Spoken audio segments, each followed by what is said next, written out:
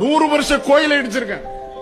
இதே டிஆர் பாலு சரஸ்வதி கோயில், லட்சுமி கோயில், பார்வதி கோயில், இந்த 3 கோயிலை நான் தான் இடிச்சேன்.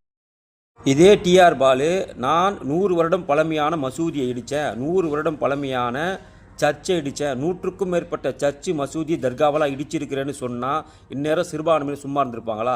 நேரம் டிஆர் பாலு உயிரோடு இருந்திருப்பாரா இல்லையான்னு தெரியாது. அந்த அளவுக்கு அவர் மீது மிக கொடூரமான ஒரு தாக்குதல் கூட நடந்திருக்க வாய்ப்பு இருக்குது. அதுவும் இல்லாமல் சத்தியமே ஜெயிச்சே இருக்க மாட்டார். ஒரு ஓட்டு கூட சிறுபான்மையில் ஓட்டு விழுந்திருக்காது. ஏன்னா அவ்வளோ ஒத்துமையாக அவங்க இருப்பாங்க. அவங்களுடைய கலாச்சாரத்திற்கு ஒரு சீர்கேடு என்றால். ஆனால் இந்துக்களே கொஞ்சம் சிந்திக்கணும். இப்படி பொது வழியில் நான் 100 கோவிலுக்கு மேலே ஒருத்தன் இடிச்சிருக்கிறேன்னு சொல்லிட்டு எலெக்ஷனில் நின்று ஜெயிக்கிறான்னு சொன்னால் யார் மேலே தப்பு?